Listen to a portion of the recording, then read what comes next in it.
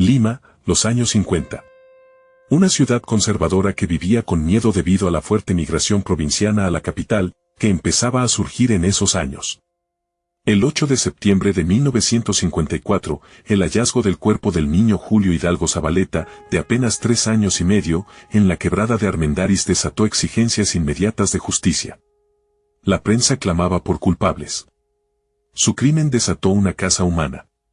Así nació el apodo, el monstruo de Armendáriz, un hombre que jamás debió cargar esa infamia.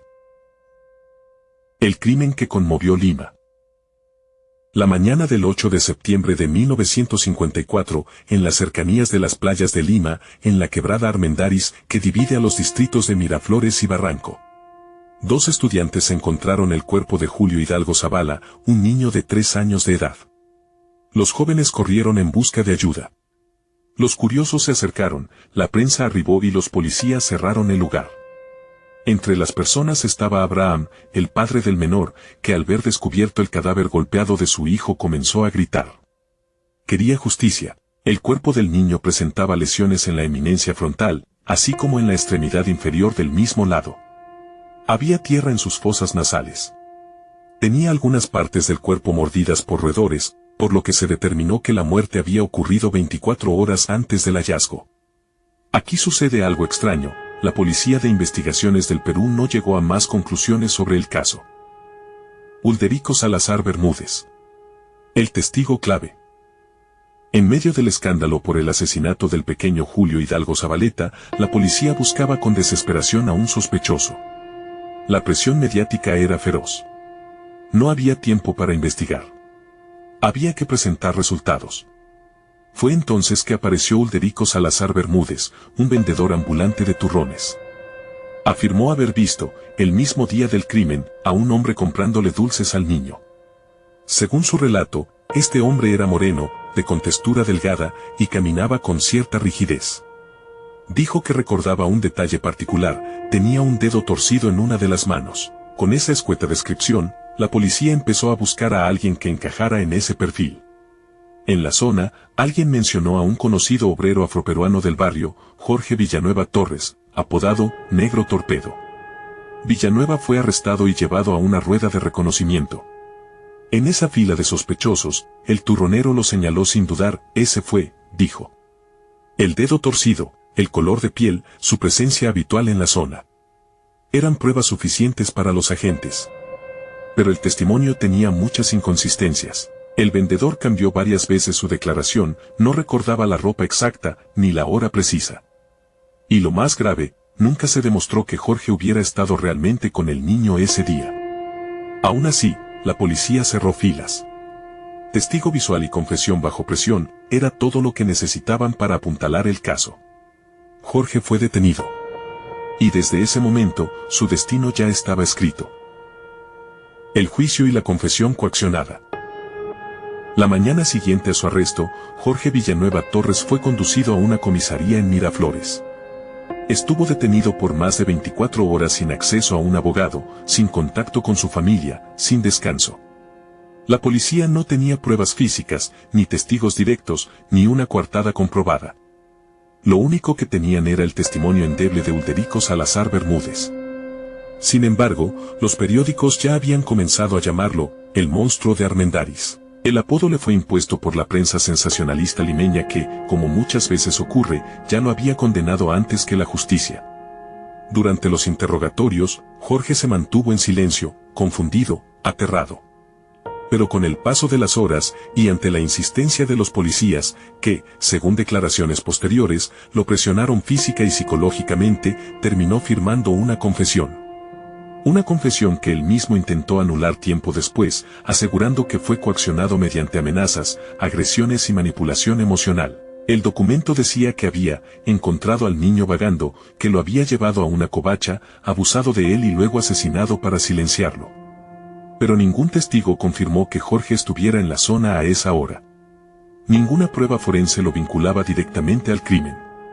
La autopsia reveló signos de agresión, pero no halló evidencia clara de abuso sexual. Además, las ropas del niño no presentaban rastros de Jorge. Ni ADN, ni huellas, ni sangre. Pero en 1957, esas pruebas forenses no eran el estándar. Bastaba una confesión escrita, obtenida como fuera, y una presión pública desbordante. El caso pasó al tercer tribunal correccional, presidido por jueces que parecían más interesados en calmar a la sociedad que en buscar la verdad. El abogado defensor, Carlos Enrique Melgar López, presentó una defensa sólida, señalando la debilidad del expediente y la falta de pruebas concluyentes. Logró incluso que se retirara el cargo de violación, por falta de sustento. Pero el daño ya estaba hecho. La figura del monstruo era demasiado útil para ser abandonada, y en un fallo que muchos calificaron como político más que legal, Jorge fue declarado culpable de homicidio calificado y sentenciado a muerte por fusilamiento. El fusilamiento de un inocente. La sentencia de muerte contra Jorge Villanueva Torres fue ratificada por la Corte Suprema del Perú el 10 de diciembre de 1957. Apenas 2 días después, se ordenó el cumplimiento inmediato, fusilamiento al amanecer, dentro del penal de Lima. No hubo posibilidad de apelación ni revisión. Ningún tribunal se tomó el tiempo de reevaluar las pruebas o escuchar a expertos forenses. La presión social seguía en aumento y el sistema judicial necesitaba demostrar autoridad. El caso se había vuelto un símbolo, y Jorge, el chivo expiatorio. Durante sus últimos días, Jorge escribió una carta breve a su madre, reafirmando lo que ya había dicho antes: no soy culpable. Me han hecho firmar algo que no dije. Pero si la justicia lo quiere así, que Dios los perdone. La madrugada del 12 de diciembre de 1957, Jorge fue despertado a las 4 de la mañana. Lo vistieron con un traje negro, le dieron un café, y fue acompañado por un sacerdote hasta el patio del penal. La prensa no estuvo presente. Solo los policías, un juez y el pelotón de fusilamiento. Le vendaron los ojos. Lo ataron al poste. Según los registros penitenciarios, pidió rezar antes de morir. Luego gritó: soy inocente, con la voz quebrada, pero firme. A las 5:02 de la mañana, sonaron los disparos. Jorge Villanueva cayó muerto en el patio de la Penitenciaría Central de Lima. Tenía 35 años. Nunca había pisado la universidad, pero era un hombre trabajador. Afroperuano, humilde y arrastrado por una justicia racista y arbitraria. Al día siguiente, algunos periódicos celebraban el castigo ejemplar. Otros, como la prensa, comenzaron a levantar dudas. ¿Qué pruebas había? ¿Realmente se verificó la coartada? ¿Por qué la única confesión fue bajo tortura? El caso comenzó a generar una sombra de vergüenza. Lo que fue presentado como justicia, empezaba a parecer un crimen legalizado. Las dudas que nunca murieron. Jorge Villanueva ya estaba enterrado. Había sido fusilado, su nombre manchado para siempre. Pero en los días siguientes a su muerte, algo cambió en Lima. Lo que antes eran titulares de justicia rápida, ahora eran preguntas sin respuesta. Su abogado defensor, Carlos Enrique Melgar López, habló con la prensa y fue claro. A mi patrocinado lo condenaron sin pruebas concluyentes. Su confesión fue obtenida bajo presión. Yo lo defendí sabiendo que era inocente. La opinión pública comenzó a dividirse. Algunas personas, especialmente en los barrios populares y afrodescendientes, no creían en su culpabilidad desde el inicio. Otras, influenciadas por los titulares sensacionalistas, repetían: algo habrá hecho. Pero con el pasar de los años, las inconsistencias comenzaron a salir a la luz. Por ejemplo, la autopsia del niño no confirmó violación, como se había dicho al inicio. No había huellas, rastros ni ADN que vincularan a Jorge con el crimen. La declaración de Ulderico Salazar Bermúdez, el turronero que lo acusó, cambió varias veces durante el proceso.